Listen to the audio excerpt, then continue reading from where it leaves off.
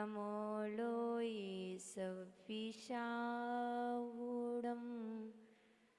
वैक्ताम्बरपीणतमौलिमणिप्रावाणा मुद्योतैकं दलितिपापितमोवितानं सम्यक् पीणं मेचिनिपादियुगं युगादा वालं वनं भवजले पतितां जनानां वक्त्रं कतिशूरिनरो ऋगिनित्रहारी निःशेषिनिरिजिति जगत्त्रितयोऽपिमानं बिम्बं कलङ्किमलिनं क्व निशाकैरस्या यदि वा शरीभवति पाण्डुपलासिकल्पम् बोली देवादिदेवी के प्रथम तीर्थंकर आदि ब्रह्म आदिनाथ भगवान की। बोली देवादिदेवी के मूल श्री सुमतिनाथ भगवान की। परम पूजनीय आचार्य भगवान श्री मातंग स्वामी की। प्रातः स्मरणीय सारस्वत कवि नय चक्रवर्ती मम गुरुवर्याचार्य भगवान शिक्षक विभव सागर जी गुरुदेव की।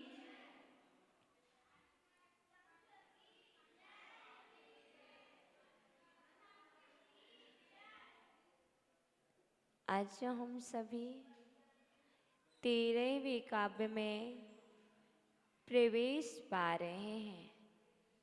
कल हम सभी ने 12 नंबर काव्य को जाना था, जिसमें हम सभी ने आकर्षण बढ़ाने वाला अर्थात सुंदर रूप की प्राप्ति के लिए काव्य को पढ़ा था।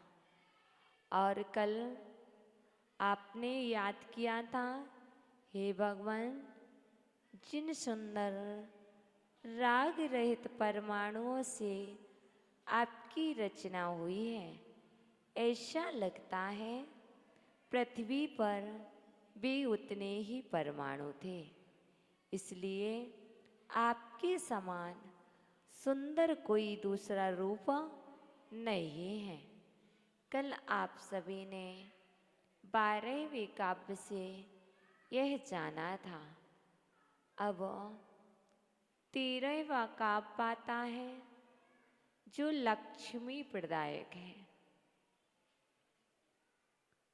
जिस काव्य के माध्यम से जीवन में लक्ष्मी की प्राप्ति होती है, चाहे वह चेतन लक्ष्मी हो और अचेतन लक्ष्मी हो।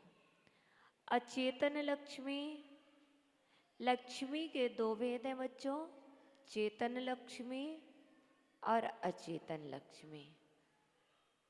अचेतन लक्ष्मी में धन, रुपया, पैसा, मकान, वैभव इत्यादि ये सब अचेतन लक्ष्मी है। चेतन लक्ष्मी केवल ज्ञान आदि जो आत्मा की निधि है, वह चेतन लक्ष्मी है। आप लक्ष्मी चाहते हैं, चाहते, सभी चाहते हैं कि मुझे लक्ष्मी की प्राप्ति हो। तो आचार्य भगवान कहते हैं अवश्य मिलेगी, तुम पुण्य बढ़ाओ, तुम पुण्य बढ़ाओ, तुम्हें लक्ष्मी की प्राप्ति अवश्य होगी। जिसे चेतन लक्ष्मी की प्राप्ति होती है, उसके जीवन में अचेतन लक्ष्मी तो दौड़ कर के चली आती है। इसलिए आप अचेतन लक्ष्मी की प्राप्ति के लिए पुरुषार्थ मत करना। यदि आप पुरुषार्थ करना चाहते हैं तो चेतन लक्ष्मी की प्राप्ति का पुरुषार्थ करें। आप गुणों की प्राप्ति का पुरुषार्थ करें। गुणों की प्राप्ति करोगे तो सब कुछ प्राप्त हो जाएगा। देखो, ये धन, ये वैभव तो हाथ का मैल है।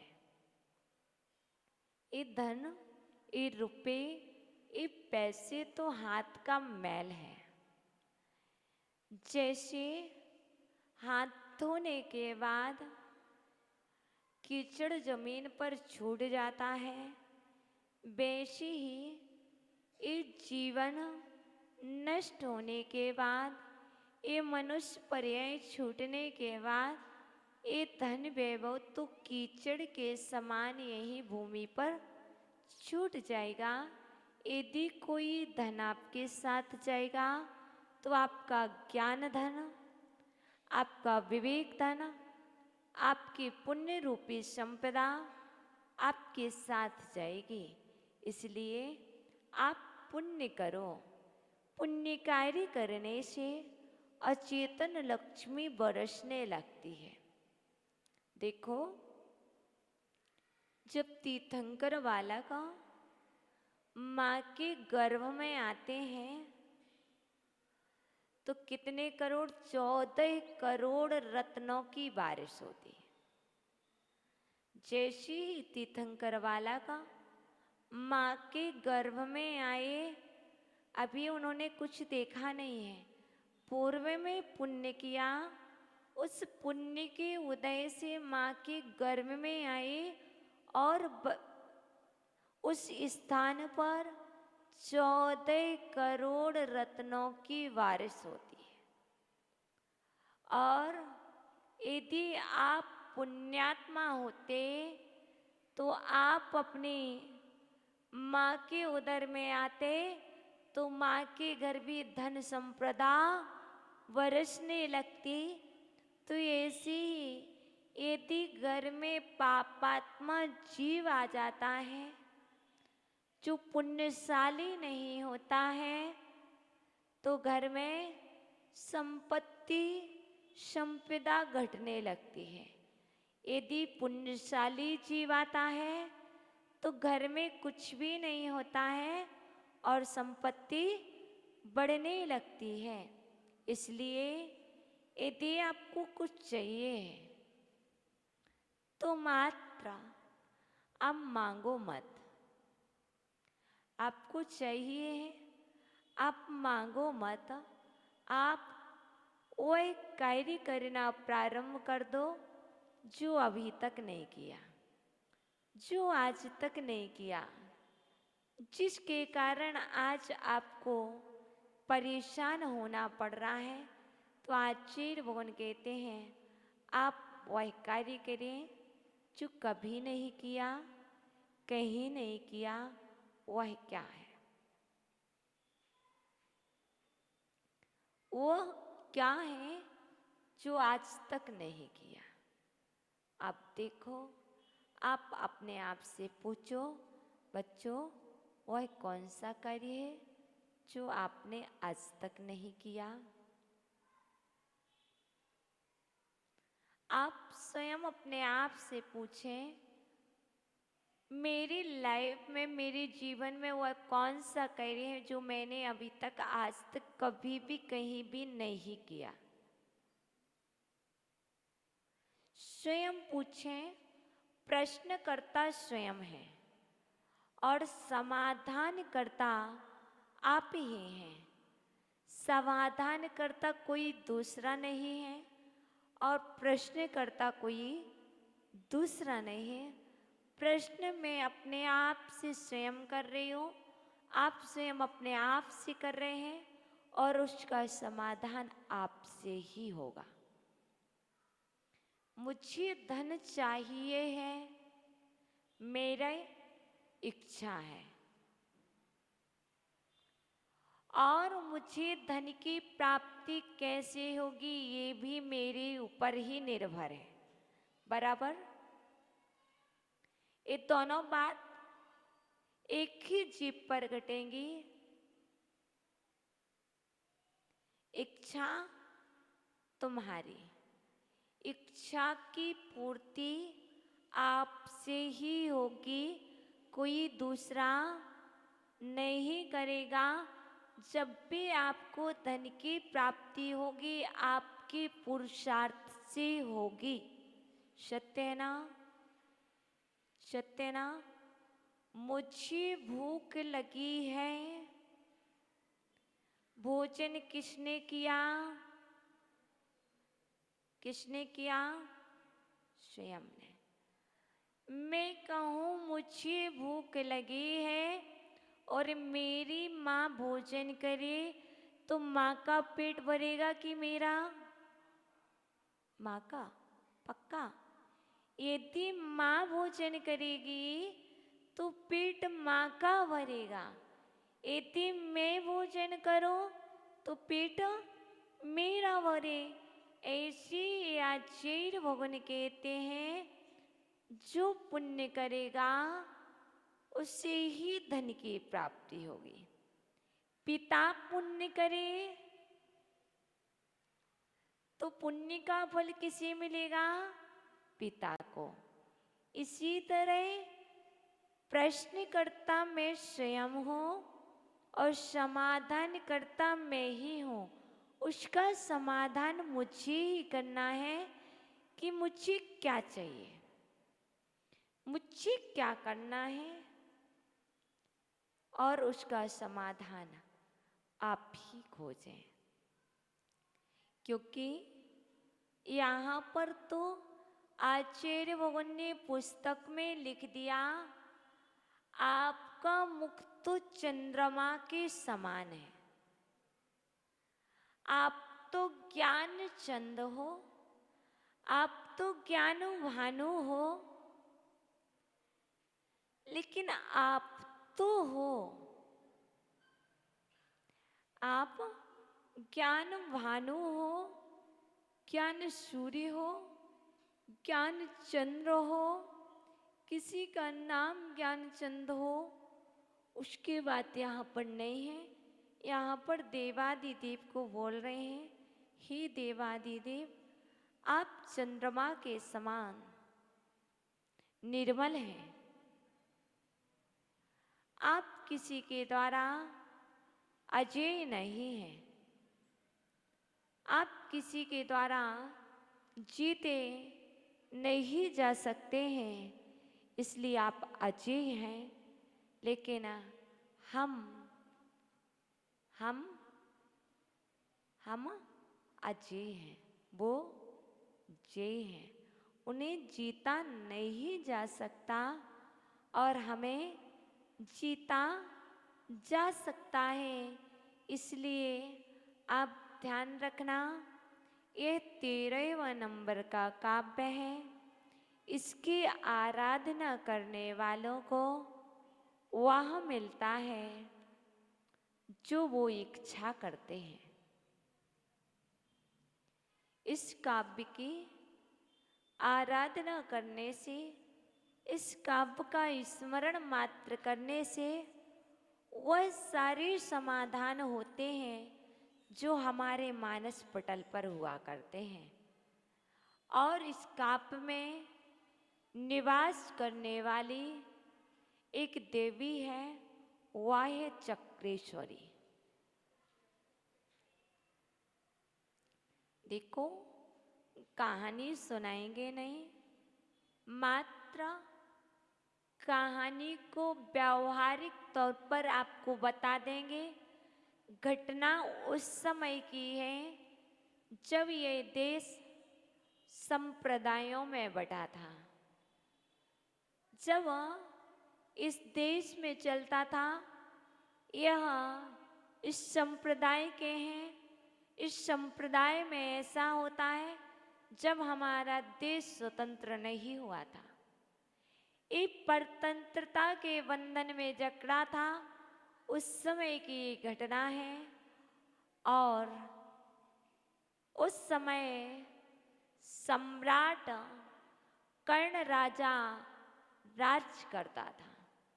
सम्राट का नाम सुना है? सम्राट सिकंदर। उस टाइम पे सम्राट कर्ण राज्य करता था, और जब सम्राट के राज दरबार में एक धार्मिक आयोजन हो रहा था। वह धार्मिक आयोजन क्या? सभी के लिए, जैसे अपन यहाँ पर प्रोग्राम रखते हैं, महिला अधिवेशन, युवा अधिवेशन, बाल अधिवेशन, ऐसे ही राजा सम्राट कर्ण ने उस समय धार्मिक अनुष्ठान रखा, और उस अनुष्ठान में सभी को अवसर दिया।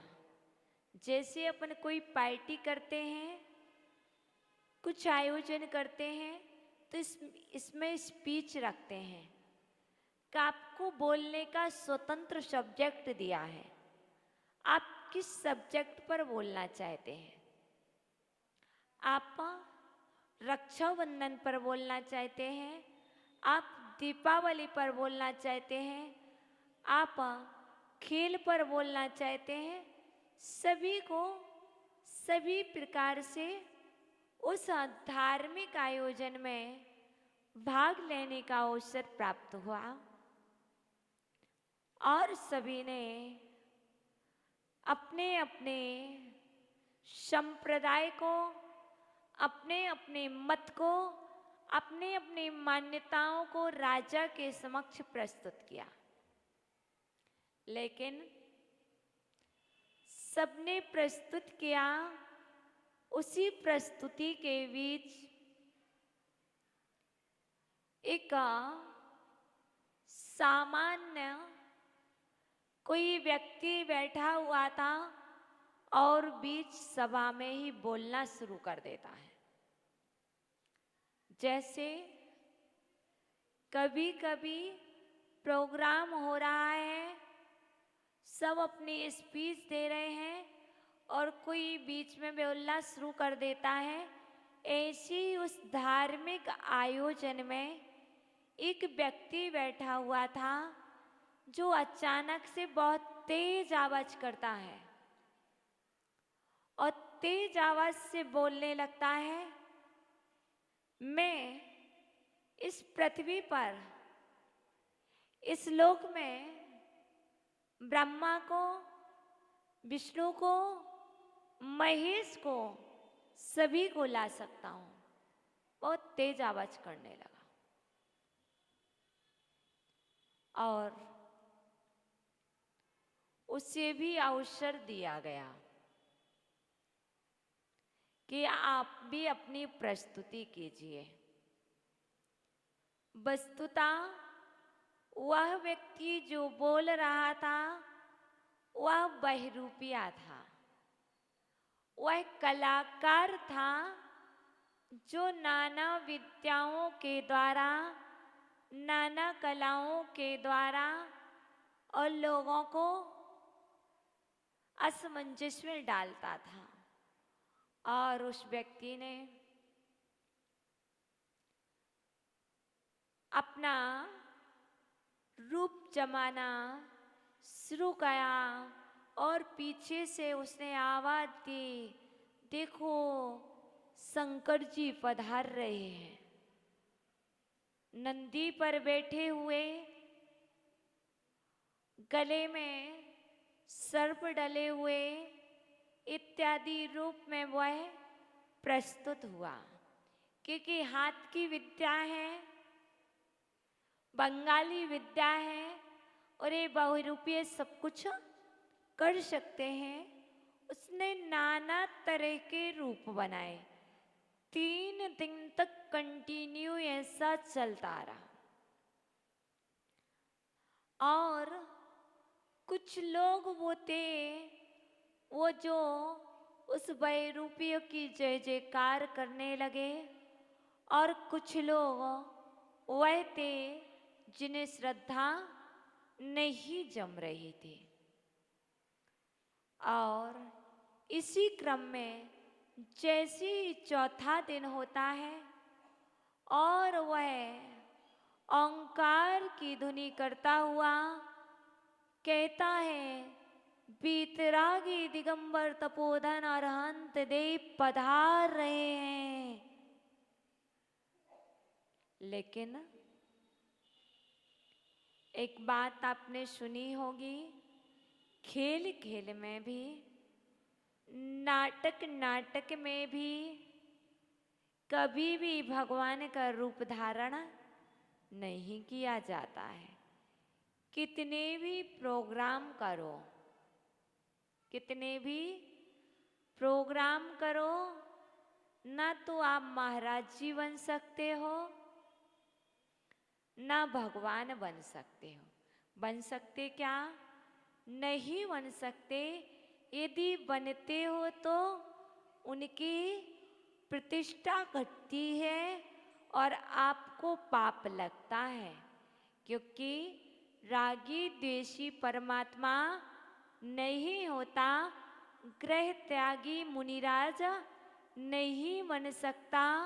क्योंकि मैंने एक कलाकार देखा है जिसे प्राय करके प्रोग्राम में बुलाते हैं, मनोज शर्मा, कंठस्थ कलाकार, दिल्ली कला केंद्र से है, जिन्हें प्रोग्राम में बुलाते हैं।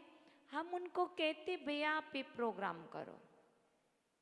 ठीक है, हम सारे प्रोग्राम करेंगे, पर हम एक नहीं कर सकते,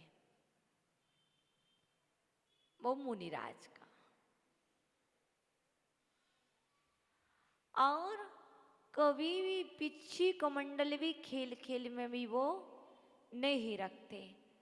उन्होंने बहुत सारे प्रोग्राम किए, पर कभी भी तो ऐसे ही जैसे ही राज दरबार में यह आवाज आई, तो वहां पर एक प्रज्ञावान मंत्री बैठा हुआ था और आप सभी फैंसी ड्रेस। प्रतियोगिता में क्या करते हो? कौन आ रहा है? कौन से मुनिराज आ रहे हैं? कौन सी माता जी आ रही हैं? कौन से भगवान हैं? 10 लक्षण आएंगे, किनका समोसरण लगा? बराबर? हाँ, अब बनो, बनो, मना नहीं है। उसी कलर के वस्त्र धारण कर लो, पिच्छी कमंडल मत रखो। उसके अन्य अन्य प्रकार है। ऐसे ही उस सभा में एक प्रज्ञावान बैठा था, जैसे नंदिता जी एक प्रज्ञावान श्राविका है मानना की। ठीक है ना? ये मान के चलिए एक राजसभा राज दरबार है, जहाँ पर धार्मिक आयोजन हो रहा था। ऐसे ही सम्राट कर्ण की धार्मिक सभा में वह आयोजन हो रहा था और वहाँ से अचानक कोई आवाज आती, बीतरागी दिगंबर मुनिराज एवं अरहंत देव पधार रहे हैं। और वहां पर बैठे हुए प्रज्ञावान मंत्री, जिसका नाम था सुमति। मंत्री कौन सा था? सुमति। जिसकी मति सम्यक हो वही तो सुमति है। आप सुमति महिला मंडल की अध्यक्षा हो। तात्पर्य हम ये नहीं कह रहे, हम कह रहे सम्यक मति वाले श्राविकाएं सुमतिनाथ मंडल में हैं। सम्यक मति वाली माताएं सुमतिनाथ मंडल में हैं। तो वह मंत्री क्या कहता है? ओहो, अभी तक तो इसने नाना रूप बनाए, मैं शांत बैठा रहा, अब तो मेरे धर्म की हानि होने वाली है। समाज की हानि होने वाली है, अब मैं इसे कैसे सहन करूं। और जो मतिमान होते हैं, जो प्रज्ञावान होते हैं, बुद्धिमान होते हैं, वो गरजते नहीं हैं। वो गरजते नहीं हैं। जो बादल ज्यादा गरजते हैं वो बरसते नहीं हैं। ऐसे ही वह मंत्री गरजा नहीं था। वह मंत्री अपनी प्रज्ञा के बल से, विवेक के बल से वहीं पर हाथ जोड़ करके खड़ा हो गया और उसने भक्ताम्बर स्तोत्र के 13वें नंबर काव्य का पाठ करना शुरू किया। पहले उसने कहा, हे भगवान, मैं नहीं चाहता कि धर्म का लोप हो। मैं नहीं चाहता कि जिन शासन का किसी बहरूपीय के कारण लोप हो। और हे देव, आप सच्चे हैं, आप मेरी रक्षा करो। आज ये धर्म संकट में है। अंदर ही अंदर स्मरण कर रहा है, क्योंकि सभा लगी हुई है, सभा में तेज नहीं बोल सकते। वह हाथ जोड़ करके, जैसे कभी कभी आपको प्रेयर करने की बात की जाए कि आप उसके लिए सद्भावनाएं दें। अस्वस्थ व्यक्ति है, उसे सद्भावनाएं दें, तो आप क्या करते हो? हाथ जोड़ते हो, आंखें बंद करते हो, और आंखें बंद करते अपने इष्ट देव, जिनके जो भी इष्ट हैं, किसी के सुमतिनाथ, तो किसी के राम, तो किसी के महावीर, तो किसी के पारसनाथ, जिसके जो इष्ट होते हैं वह अपने आंखें बंद करता है और वहाँ पहुँचता है। और वहाँ पहुँचने के बाद वह उनके चरणों में अपनी प्रार्थना करता है, प्रेयर करता है। क्योंकि मैं आपको बताऊं, मैंने कभी प्रेयर नहीं की। मैंने कभी प्रेयर नहीं की, लेकिन जब लगा कि प्रेयर करना है, बहुत अनिवार्य हुआ। और एक दिन ऐसा आया कि मुझे रात्रि के 9 बजे जाकर भगवान के सामने प्रेयर करना पड़ी।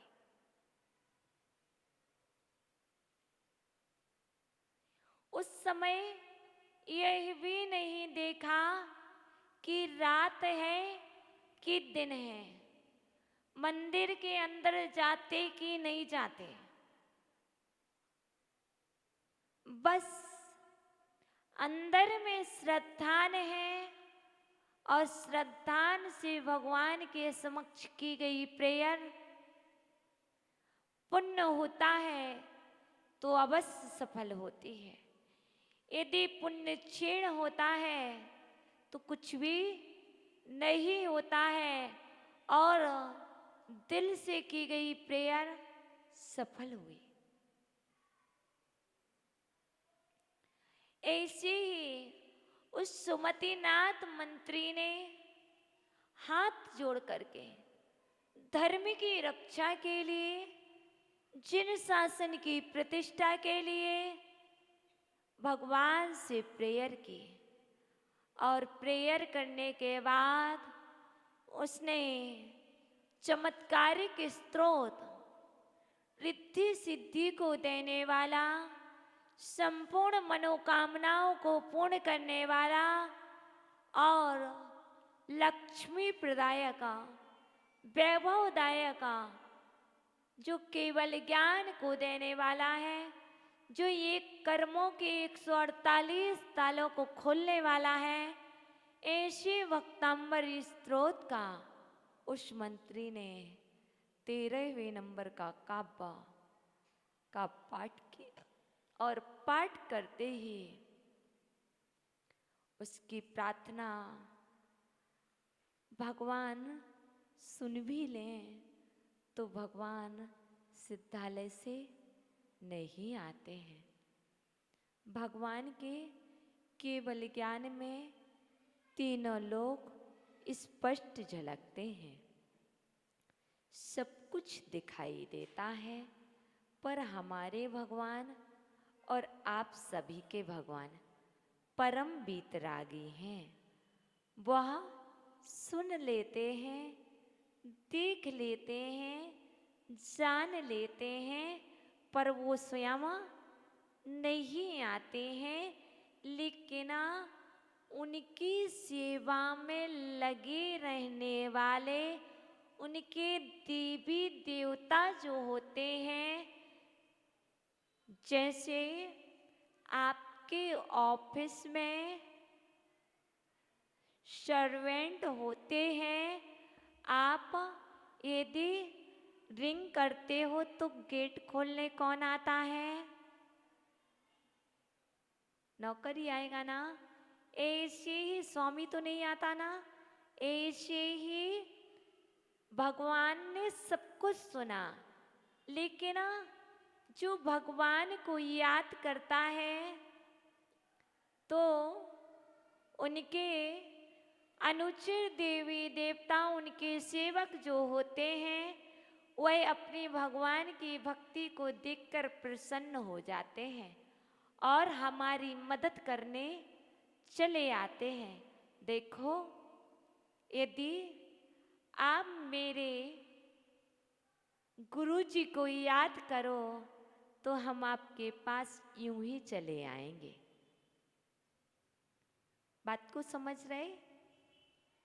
यदि कोई आपके पिता का सम्मान करता है तो बच्चे भी आपकी मदद किया करते हैं, बराबर।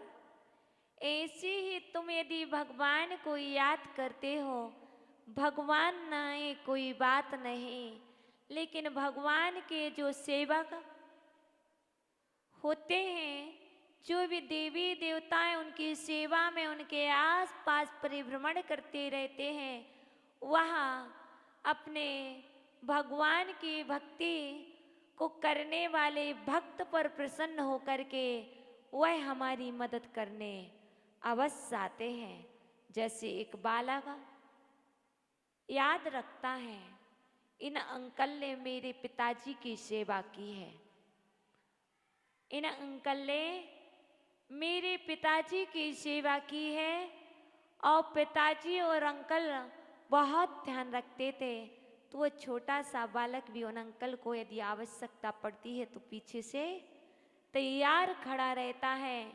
ऐसे ही वह सुमति मंत्री के प्रेयर से प्रसन्न होकर के एक देवी आई, जिसका नाम था चक्रेश्वरी देवी। देखो, वर्तमान में देवियां नहीं आती हैं, सम्यक दृष्टि देवियां वर्तमान में स्वर्ग से यहाँ नहीं आती हैं। हाँ, यदि तुम साधना करते हो, तुम साधना करते हो, तो तुम्हारे स्वप्न में और तुम्हारे जीवन में कोई ऐसा व्यक्ति, कोई ऐसी प्रज्ञा आ जाएगी जिस प्रज्ञा के बल से तुम्हारा कार्य हो जाएगा। जैसे आपने आराधना की, साधना की, पाठ किया, और आप पाठ करके रात्रि विश्राम कर रहे थे। रात्रि विश्राम करते करते आपने कुछ सोचा नहीं था, और सोते सोते आपके स्वप्न में कोई आया जिसे कभी नहीं देखा। कभी कोई देवी स्वप्न में आ सकती है और कभी कोई व्यक्ति स्वप्न में आ सकता है, और तुम्हें प्रेरणा दे करके जाएगा। तुम ऐसा कार्य करो, आपको सफलता मिलेगी। आप इस मंत्र का जाप करो, अभी आप इस समय नहीं करो। ये प्रेरणाएं देने के लिए अभी स्वर्ग से ही वहीं से बुद्धि पलट दी जाती है, और मैंने इसका अनुभव किया है। इसका अनुभव किया है, इसलिए अभी आप ये मत रहना कि मैं जाप करने बैठूं और जाप कर रहे 21 दिन तक, 48 दिन तक जाप कर रहे, और बार बार क्या कर रहे हैं प्रदीप अंकल, आंखें बंद करे थे। अरे कितनी माला हो गई, 11 हो गई, कोई देवी तो नहीं आई। क्या कर रहे, आंख बंद किए थे और मेरी माला पूरी होने वाली है, अब तो पक्का कोई देवी आएगी। तो आप भी विकल्प मत करें, आप साधना करें। आपका कार्य होना है तो आपके स्वप्न में, उस स्वप्न में भी नहीं आएगा तो आपका कार्य कैसे, जो कार्य बहुत दिन से रुका हुआ था, बहुत दिन से टला हुआ था, और सामने से कैसे प्रदीप जी अपना कार्य होगा कि मनसुख लाल जी आपके सामने आएंगे। मनसुख लाल जी आपके सामने आएंगे और कहेंगे प्रदीप जी आपको कितने दिन हो गए ये कार्य अभी तक नहीं किया, चलो अभी करना है। मतलब उस साधना के प्रभाव से वर्तमान में जो व्यक्ति हैं वह व्यक्ति ही उस पुण्य रूप में फलित होकर के आपके समक्ष आ जाएंगे। इसलिए आप ये मत सोचना कि मेरे सामने देवी ही आए, क्योंकि अभी इस काल में अवसर्पिणी काल में स्वर्ग से देवियां, सम्यक दृष्टि देवियां यहाँ नहीं आती हैं। हाँ, वहीं से वो व्यक्ति की बुद्धि पलट देती है। जैसे अभी चातुर्मास के काल में हम अपने पूज्य गुरुवर से कहें, हे गुरुवर आप बांसवाड़ा आ जाओ, हम याद कर रहे हैं, हम आपको बहुत याद करते हैं, आप आ जाओ। तो वो आएंगे क्या? नहीं आएंगे। वो मात्र वहीं से आशीर्वाद भेजेंगे। अस्वस्थ है तब भी, और कोई आवश्यकता है तब भी, यदि हम यहाँ याद करते हैं मुझे ये वस्तु की आवश्यकता है, तो हमें गुरुजी के पास से वो वस्तु आ जाती है। यदि आपने सच्चे दिल से याद किया है तो वस्तु वहां से आपके पास आ जाती है। इसी तरह आप सच्चे दिल से प्रेयर करो, सच्चे दिल से भक्तामृत का पाठ करो, और आपकी वह तमन्नाएं, वह कामनाएं पुण्य के रूप में कौन व्यक्ति आकर के आपकी वो पूरी कर दे, इसकी कोई गारंटी नहीं है। वो करेगा यही, निमित्त यही बनेगा, कार्य किसी भी रूप में हो जाएगा। तो सुमति मंत्री ने प्रेयर की और चक्रेश्वरी देवी आई, और चक्रेश्वरी देवी आई तो उसने उस बहरूपीय के ऊपर पैर रख लिया।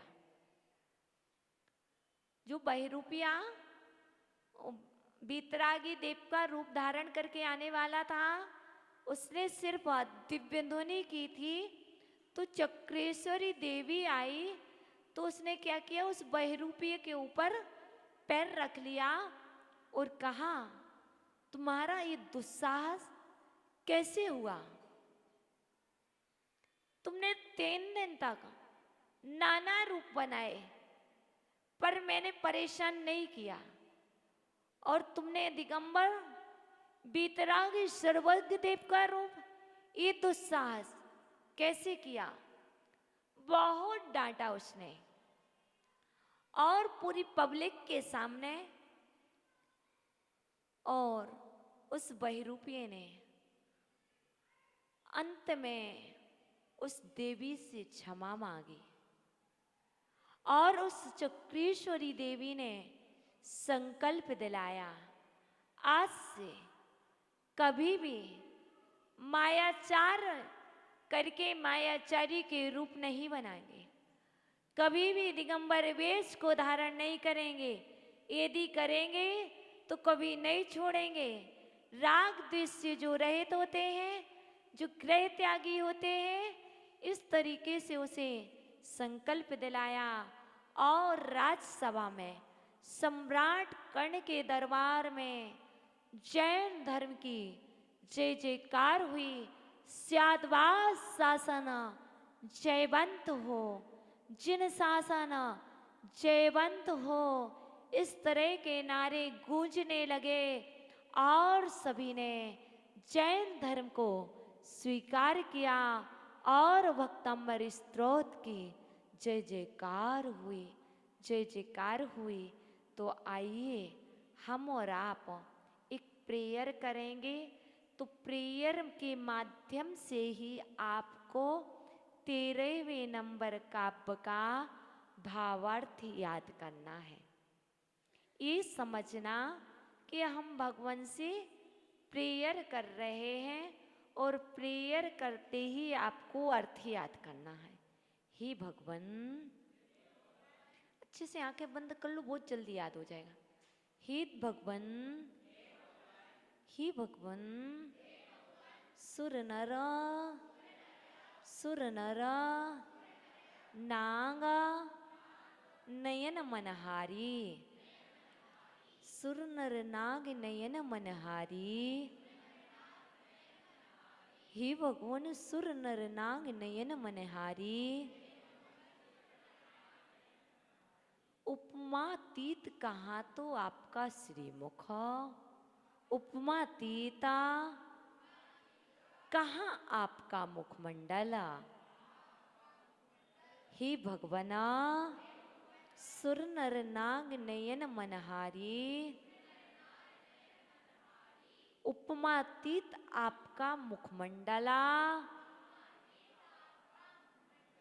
हे भगवन, सुर नर नाग नयन मनहारी, उपमातीत आपका मुखमंडला।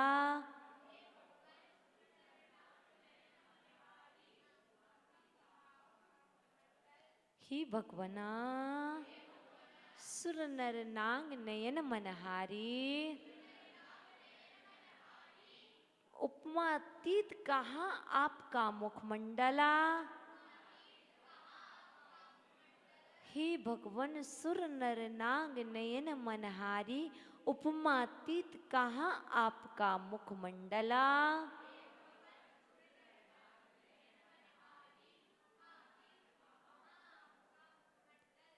पलाश के पत्ते के समान फीका पड़ने वाला,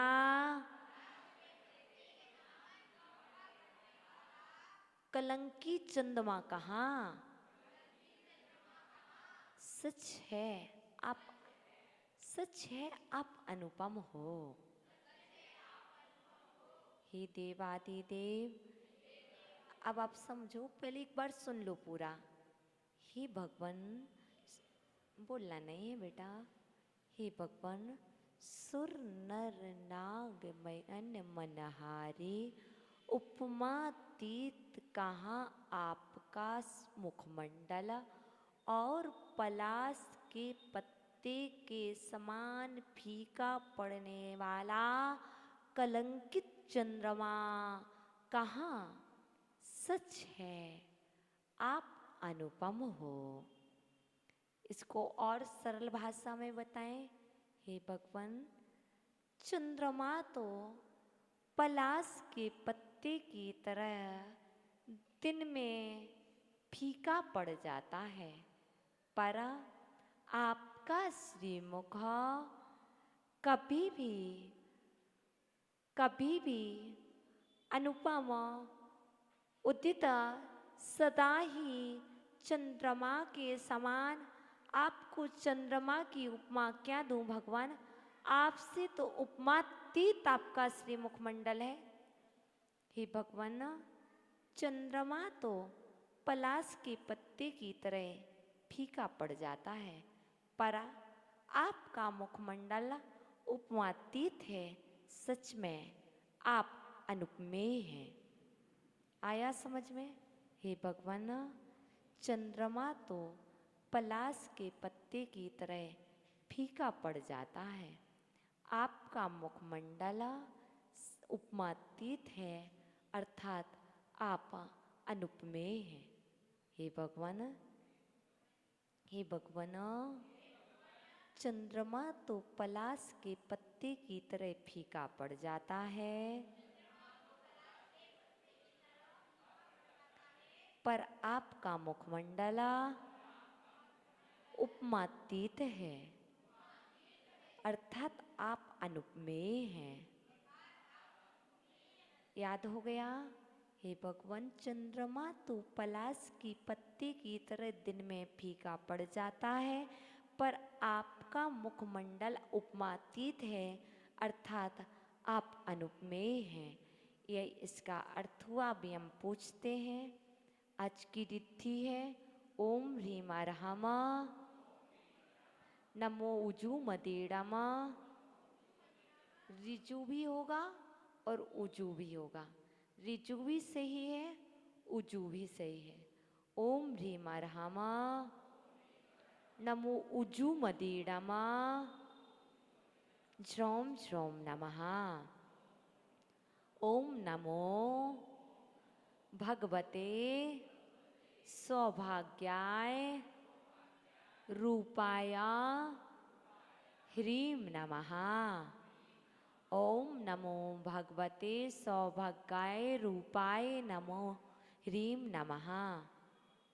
ओम नमो भगवते सौभाग्याय रूपाय ह्रीम नमः। इस तरह से ये रिद्धि हुई और ये मंत्र हुआ। आप सभी याद कर रहे होंगे, तो हम पहले अर्थ सुन लें। 13 नंबर काव्य का अर्थ कौन बताएगा? हाथ खड़ा करें। 13 नंबर काव्य का अर्थ कौन बताएगा? खड़े हो जाइए, माइक ले लीजिए। अच्छा, पीछे से भी हाथ खड़ा हो रहा। वंदावी माता जी। हे भगवान, चंद्रमा तो पलाश के पत्ते के समान दिन में फीका पड़ जाता है, पर आपका मुखमंडल तो उपमादीत है, अर्थात आप अनुपमेय हैं। बहुत अच्छा, शॉर्ट में बहुत अच्छा बताया। भैया खड़े हो जाओ। प्राशुक। हे भगवान, चंद्रमा तो दिन में पलाश के पत्ते के समान फीका पड़ जाता है, पर आपका मुखमंडल तो उपमादित है, अर्थात आप अनुपमेय हैं। हाँ, काव्य सुना दो। वक्त्रम वक्त्रं क्वते सुरनरोरगनेत्रहारी निशेष निर्जित जगत्कृतयोपमानं बिम्बं कलङ्कमलिनं क्वनिशाकरस्य यद्वासरे भवति पाण्डुपलाशकल्पम्। और कौन सुना रहा है?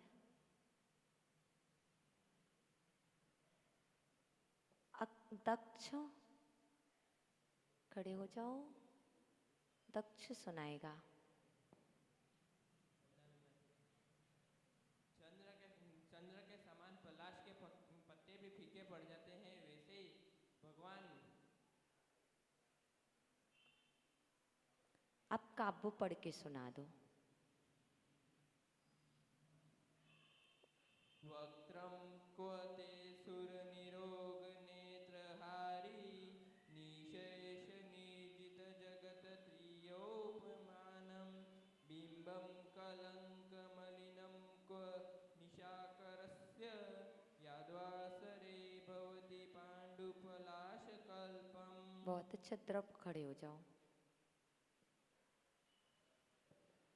वंदावी माता जी। हाँ। हे भगवान, चंद्रमा पलाश के पत्ते की तरह जिस तरह दिन में फीका पड़ जाता है, परंतु आपका मुखमंडल तो उपमातीत है, उपमातीत है, अर्थात अर्थात आप अनुपमेय हैं। बहुत अच्छा। बैठ जाइए। इस तरह से जो याद कर रहे हैं आपको भी सुनाना है। हाँ सुनाओ, सुनाइए, स्वागत है। हे भगवान, जैसे चंद्रमा दिन के समय पलाश के पत्ते की तरह फीका पड़ जाता है, पर आपका मुखमंडल उपमातीत है, अर्थात आप अनुपमेय है। अनुपमय हैं। बहुत अच्छा, आपका नाम क्या है? नैतिक जैन। नैतिक जैन, बहुत अच्छा, बैठ जाओ नैतिका। बहनों में और कोई? माताओं में कोई? हाँ नंदिता जी। एक को सुन लिया तो सबको सुन लिया है कि अध्यक्षा को सुन लिया। तो सुमति। मंदाई माता जी, हे भगवान, जैसे चंद्रमा दिन में पलाश के पत्तों के समान फीका पड़ जाता है, लेकिन आपका तो गुण उपमातीत है, अर्थात आप अनुपम हैं। बहुत अच्छा। इस तरह हम बच्चों से अपेक्षा रखते हैं जो प्रतिदिन आ रहे हैं कि वह अभी तक के 13 काव्यों के अर्थ याद करके आए, और हम एक दिन ऐसा रखेंगे जिस दिन सिर्फ अर्थ अर्थ सुनेंगे, फर्स्ट सेकंड थर्ड। और जिनको नहीं हुए हम पुनः से करा देंगे एक दिन, ऐसा रखेंगे, पर सबसे सुनेंगे, ठीक है। और आपका समय हुआ कल आपके लिए सुबह 8 बजे यहाँ पर आना है। बच्चों के लिए यही 5 बजे भी आना है। यदि आपकी इच्छा है तो 5 बजे भी आ सकते हैं। प्रदीप जी कह रहे आ जाना, कोई दिक्कत नहीं है। जो बच्चे आना चाहते हैं तो प्रदीप अंकल अपने हैं, सभी बच्चे आ सकते हैं ना। कौन कौन आना चाहता है? ठीक है, 5 बजे आ जाना जो जो आना चाहता, ठीक है ना। पर 5 बजे आ जाना। ओम नमः। बोधि